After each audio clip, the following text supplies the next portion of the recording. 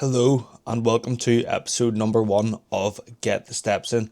So, this is my new podcast where the main aim of this podcast is to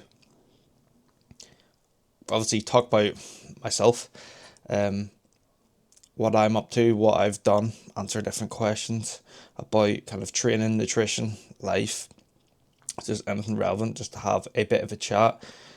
I also want to not only have episodes like this where it's just me speaking, but also episodes where I kind of interview different people or just have guests on and talk about various topics, whether that be bodybuilding or training. So it's going to be a kind of a lot of different people in different areas. For example, like different areas of coaching, or people who might be into different kind of mindset topics, or like top bodybuilders, or people who have like a different perspective of, like, they say play football but also bodybuild, or just anything like that. I really want to try and kind of expand the Northern Ireland slash like Irish gym scene as well, and just have somewhere where it's like a platform for people to come on and kind of talk about themselves, talk about how they, because most people, you realize, go from, and this is what the topic of this episode is going to be for myself, is most people go from being a quote unquote normal person to achieving whatever they achieve. It's not like something that just happens overnight. Yes, we see people as overnight successes, but usually it's a lot of time has passed, a lot of hard work has passed, and then all of a sudden all their kind of rewards come to fruition and they look like an overnight success. One of the biggest things that kind of changed everything for me was I would go to these different gym events like the Arnold and things of like that nature, and you realize whenever you meet these influencers, coaches, people you like look up to online, celebrities, they are all just normal people. Like, it kind of makes you feel a bit underwhelmed when you meet. It's like that thing of, oh, don't meet your heroes or whatever, but you meet them and you're like, you're just a person the same as me, except you chose to do something and stuck with it, and now you're in the position you're in, and I'm in the position I'm in. I think it's like a big kind of wake up call. So I would definitely advise going to anything like that, no matter what you're into. If it's like cars, go to some car meetup, meet like a famous car influencer or the gym or whatever. But it's very humanizing is meeting people you look up to online and realizing they are just people as well. So we'll get into the topic. So the topic for me today is from chump to champ. How did I go from being fat and out of shape and just generally hating how I looked, hating how I felt, having no confidence, to doing a bodybuilding competition, winning a bodybuilding show, and posting online, having the confidence to just post loads of stuff on Instagram, make a podcast, start a YouTube channel. Whereas like before, like, I wouldn't even post on my private Snapchat where my friends would see, because I was so like nervous about it. So we'll go run through a timeline. So I have a little whiteboard here to keep me on topic, because I'm a Division 1 rambler. Like, if I go off topic about something, this could go anywhere and it wouldn't even make sense. But timeline wise, I've been training now. I'm 24 recording this. I turned 24 last month. I started training when I was about, I want to say 14 or 15. So in my head, I'm like, I started training really for me and my friend had got into like weights, just like weightlifting. I had like some dumbbells in my house. I was like lifting them, doing bicep curls. Um, and we got into training, and then I was playing rugby at the time, and mainly my goal was like I wanted to get more jacked, but I also wanted to just get bigger for rugby, and develop that. So the way it worked here is like you had to be trying to think back to all the age groups now. So like I think you had to be fourth year or fifth year, which is like 15 or 16 before you were allowed to use like the school gym. So a load of us had started training like with weights anyways. Going to like the local gym, which funny enough was called Weights. And we all lied about our age so that we could get in and train early, because you had to be 16 to train there. So we were all like 14, 15 and started training there. And I actually took it like really serious. I made quite a lot of progress. My technique was weird, so I would do push pull legs 6 days a week. I would mainly just eat chicken and rice on the weekdays, and then I'd do like rugby training 3 days a week. And then on the Saturday we would play a rugby match, and then go into Belfast and do like these massive cheat days where you're trying to eat like 10,000 calories.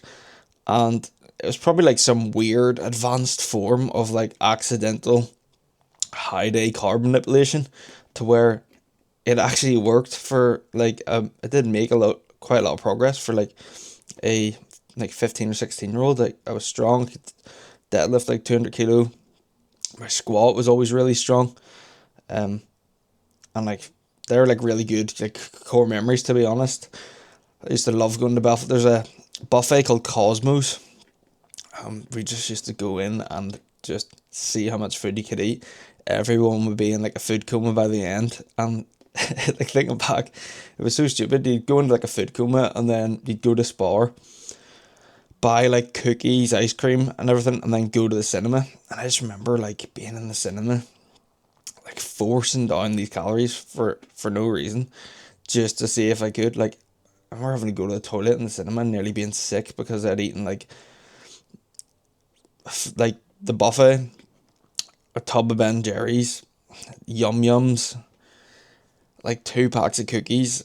I think I was like trying to force down some like donuts or popcorn or something. I was just like, ugh, nearly dying, but it actually worked, and I was in pretty good condition.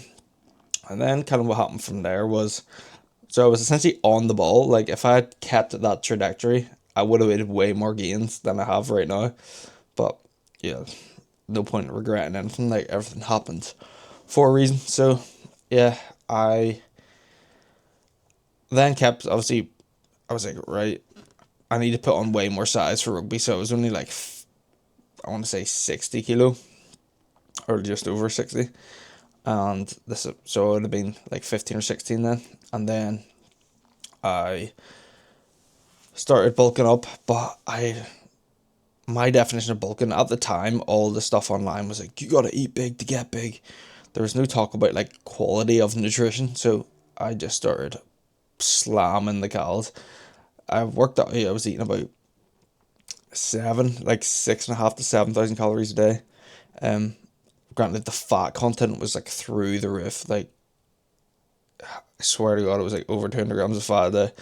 And I just got so fat. I went from like 60 kilo. I came back the next season.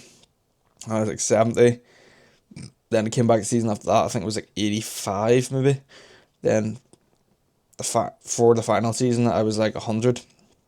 And that's where, if you've ever seen the photo on my Instagram of me like hitting the bicep curling all day, that was like the heaviest ever was. It was like 103. That was an all you can eat, or what do you call that? Like all inclusive. Oh my God, that I have like core memory of just demolishing that buffet every day. And like a woman come up to my mum and was like, I've never seen someone eat so much breakfast before. Because like for most people, maybe they'd eat a lot, so it's like they'd have like a few croissants or something. But I would eat a full kind of fry breakfast, then a full like dessert breakfast of pancakes, croissants, Nutella, and then a big fruit platter as well. So it was just like all three, just getting munched, and then go KO on the sun lounger, and then do it again at lunch and dinner. And then there was an, I don't know why this place had it. I actually remember this as well.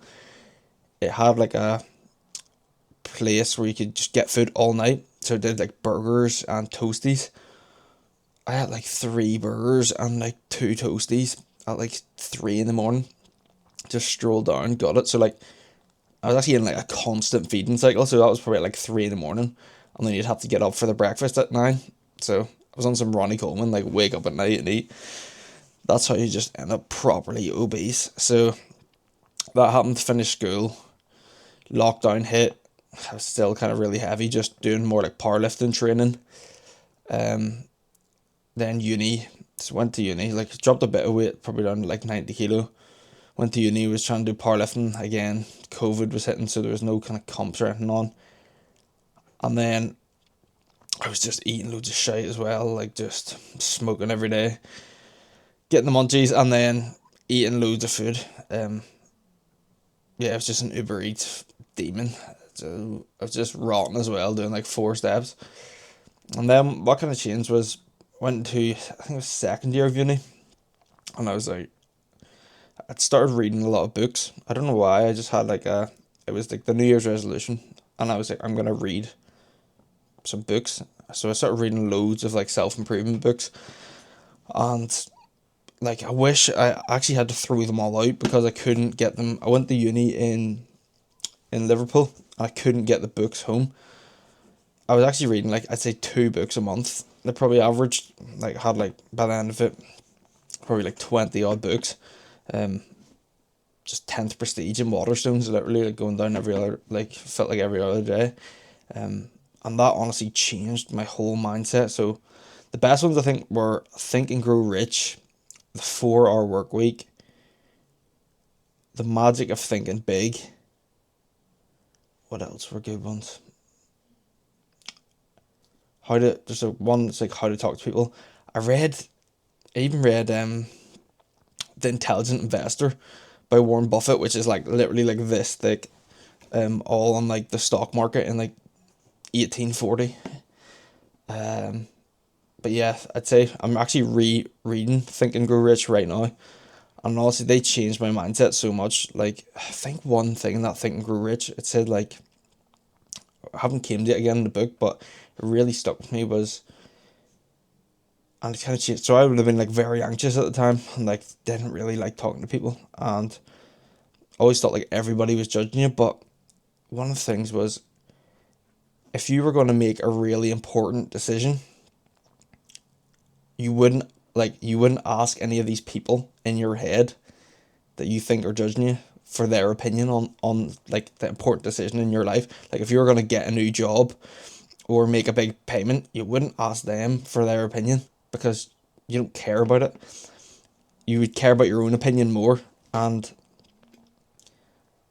that just really made me think. It was like, why do you let all these people who are 99% in your own head made up dictate everything you do?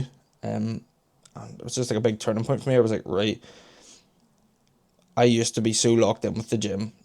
Now I'm like getting more into bodybuilding training, but I just look like a fat mess now. That's I like I know how to get in shape, but I obviously don't have the discipline to stick with it and do it, because if I did, I'd be in shape. So I was like, right, I'm gonna get a coach. So I think this was just after I went to the Arnold, and I seen like just the shape everyone was in, and I was like, right, I'm gonna get a coach because I want to take this more serious. Looked about a few different coaches, started watching. I was watching a lot of like George Osborne, AJ Morris on YouTube. Then I came across Finn Kelly on one of AJ Morris's videos. Then I came across Reese from Finn's videos, and that's who I went with as my coach, Reese.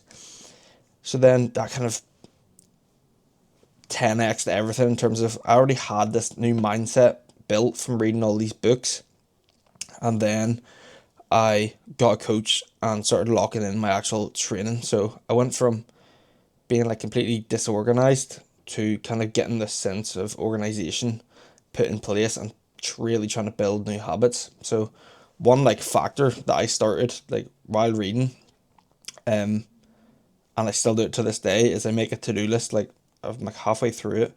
It's 11 o'clock. Now one of them is obviously make this podcast episode, but the whole thought process behind that is when you have a to-do list, there's no like messing about thinking. You just have to tick off everything in the to-do list, and once you get everything done, it like reinforces that thing of I get shit done. I do what I say I'm gonna do. And whenever you do that for enough time, again, this is gonna go into mentality here, but I want to hit what changed my routine first. Once you do that enough times, get stuff done like that, it means whenever you give yourself bigger kind of goals, your brain knows that, like, he gets shit done. So, like, overdoing this for like 3 years nearly, whenever I went to do my comp, I was like, I know I can do this because I've done all these other things, and like, it just built this belief of like, I just told myself every day I'm gonna win a competition. Like, I know I am. I know I can just lock in and do. If I nail everything, then I'll win the competition, and that came to fruition. And that was actually like the most rewarding part about the whole competition, was that mental aspect there. But I'll come back to like what actually changed in my routine to go from being fat to in shape. So I got structured with my food. So obviously got a meal plan from a coach, started moving, got on point with my steps and my cardio, got a proper training plan in, learned how to train harder, taking my sets to failure, training with proper intensity, started properly logbooking. That was the thing. I was always like, oh, my dad's on point, or yeah, I'm tracking my lifts, but it was so lackluster. Like, I would just hit my routine and I'd maybe write down a few of my lifts, and then you don't realize that, like, over time you just kind of spin your wheels. So I just locked in everything way more and started seeing proper results in the gym.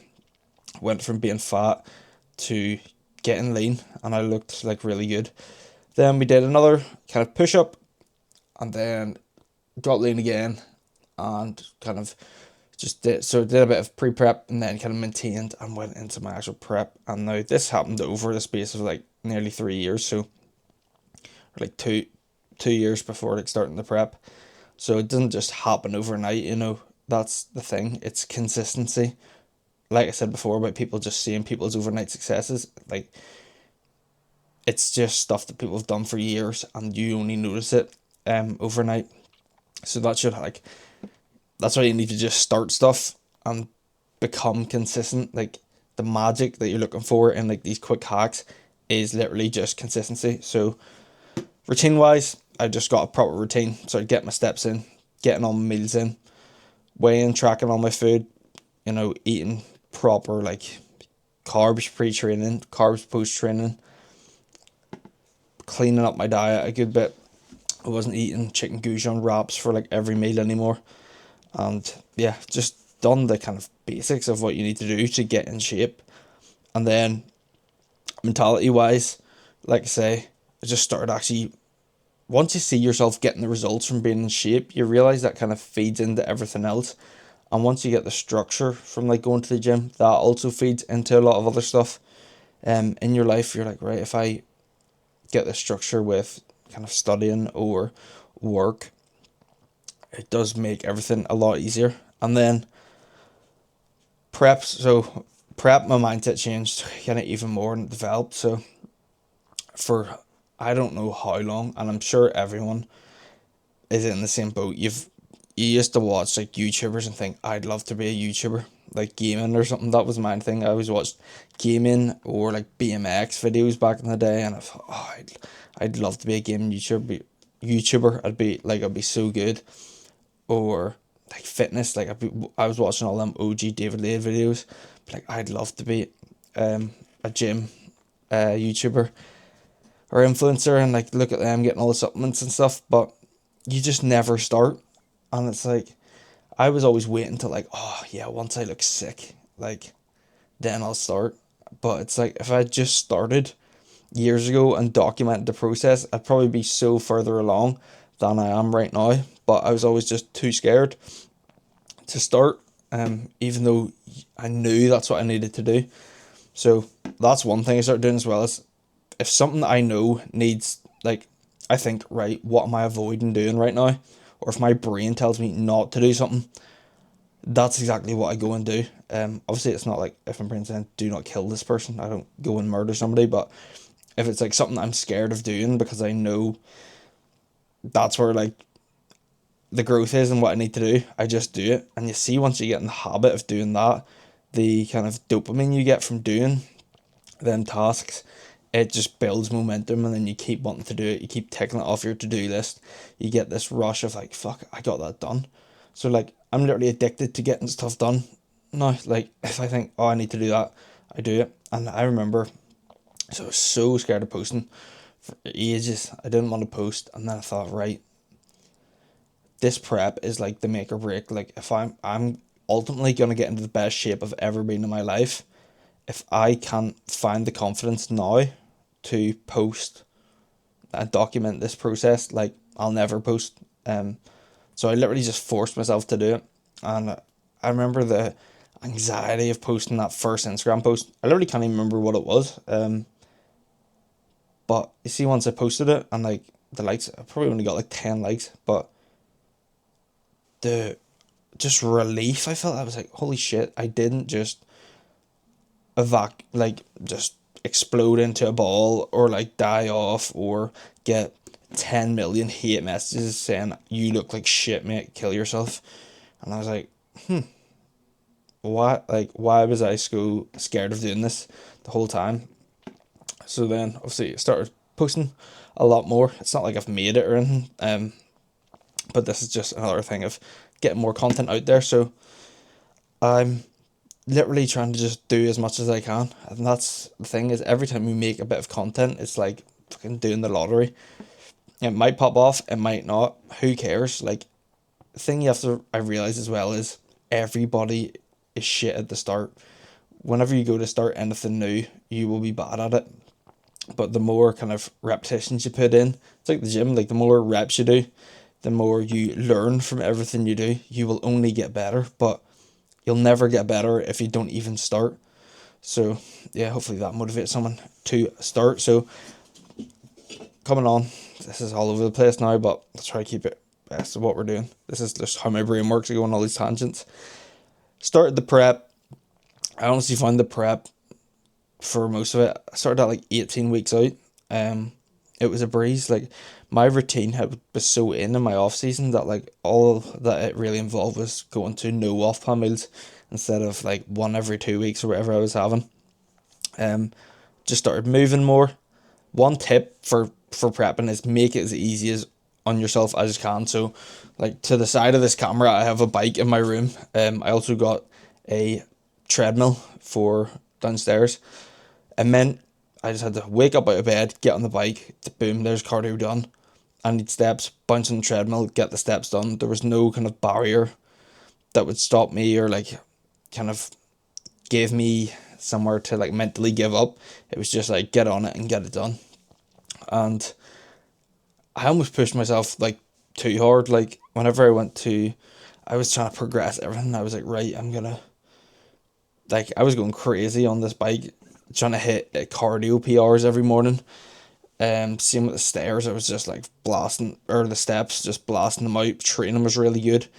And it wasn't literally until like 3 weeks out that I found prep actually like hard. I think once I hit that 3 week or out mark, the fatigue was just killing me. Like, whenever I went to see my coach at like 4 weeks out, he was like, holy shit, you can't even speak. Because I just had it so ingrained in my head that I was like, yeah, like, this is prep. Like, do not be a pussy. Like, push through. I just kept telling myself, this is too easy. This is easy. I'm choosing to do this. This is too easy.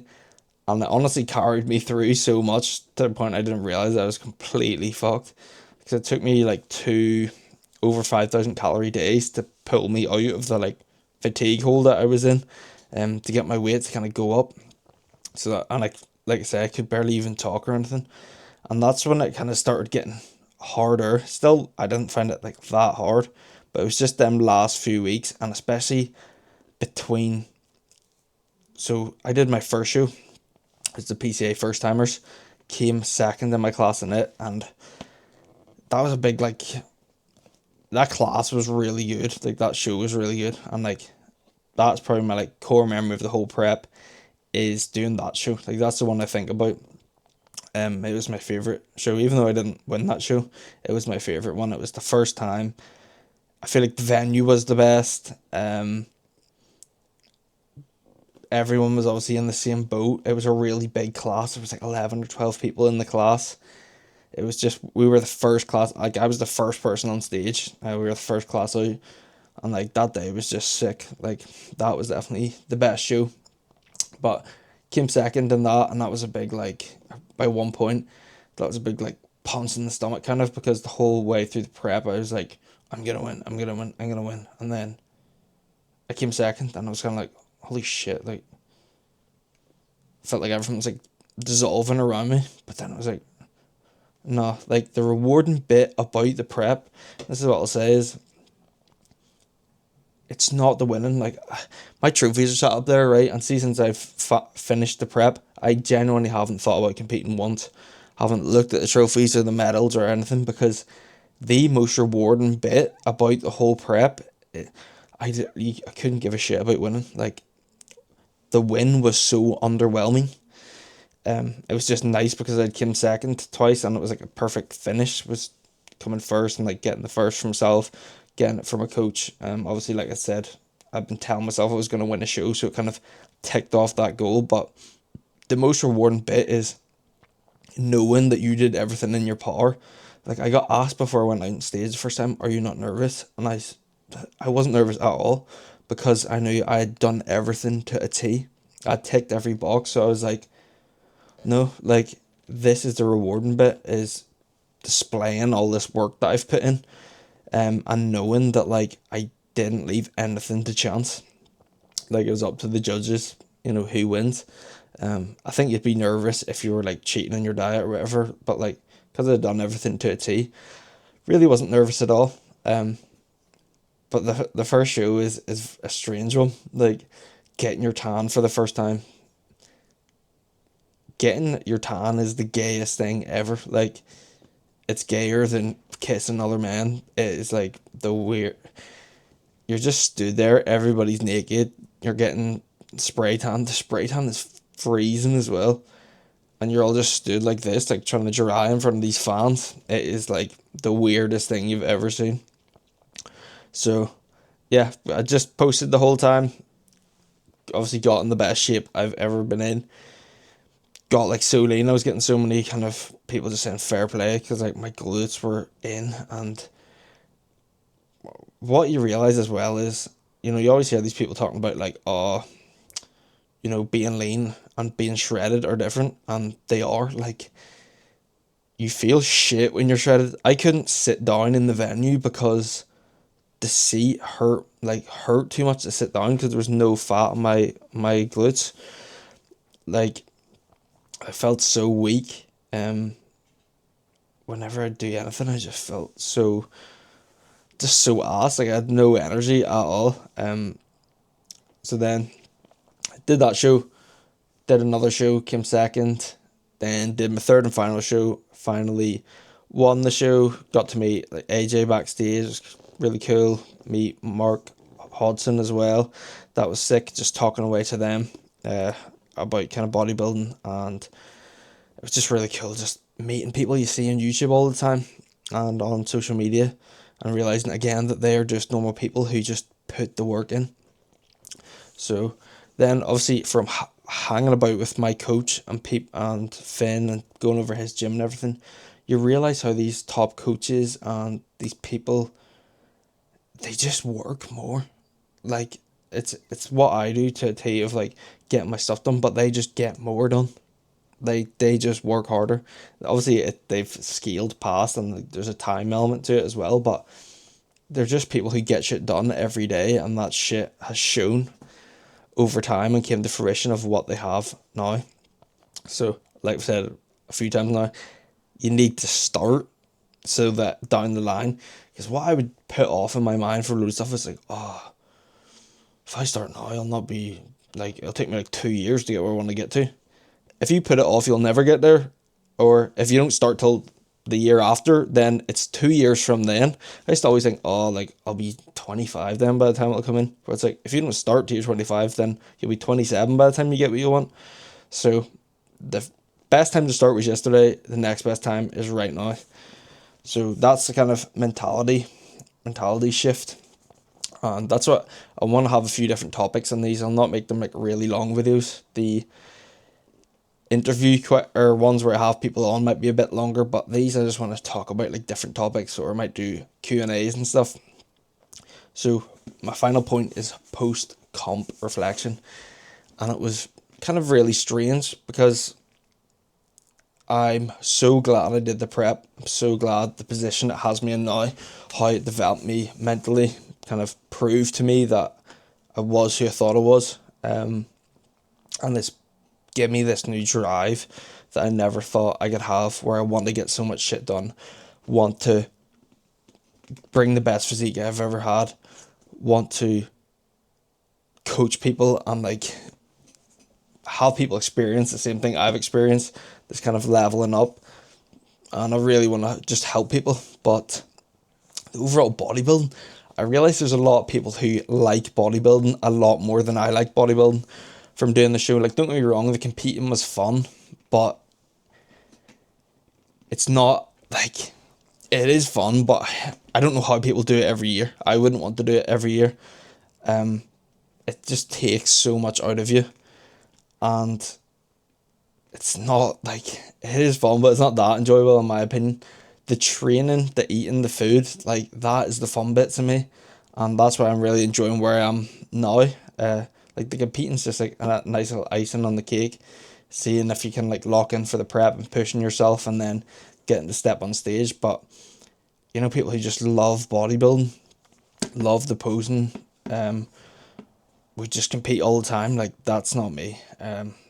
I do like it, and I will compete again in like 2 years' time once I've made proper improvements. But I don't love bodybuilding the same degree as some people. Like, whenever it's at some of the shows, like, you can tell these people love bodybuilding. Whereas I was thinking when I was getting the tan, I was like, this is a bit sus. This is really weird, just like posing in your pants and stuff. And like, it's really weird because one thing is, before like a rugby match, or you know, if you had like a fight or something, you'd get really hyped up and like you're like, right, there's gonna be some like physical contact here. Whereas like you feel yourself getting hyped as if you're about to play a match, but like then you go out and you're just flexing, so it's like there's no like energy expenditure, if that makes sense. Like, it's such a weird feeling after, because you've been like hyped up, but then like you're going to the gym almost, but then you've not lifted any weights, so you come off the stage with kind of like still the same adrenaline that you had before. It's really weird. I don't know how to explain it. But yeah, I was really glad I did the competitions, and now I'm just focused on growing my business, growing my actual body, just getting way more jacked. And yeah, so that will wrap up the first episode of Get the Steps In. I'm going to put this on YouTube and Spotify. I will try and get a guest for the next episode, but I'm also going to kind of write down different topics that I'm going to speak about, and then I will get them up for future episodes as well. Just so the name as well, I got it from my cousin. He told me it'd be a good name for a podcast, so shout out to you, Matthew, for the recommendation. But it's just whenever I'm out, like getting my steps in, I love listening to podcasts, or I'm out driving the van. I just love listening to podcasts and hearing people talk about different topics. So yeah, that's episode 1 done. Thank you for listening, and hopefully you have enjoyed.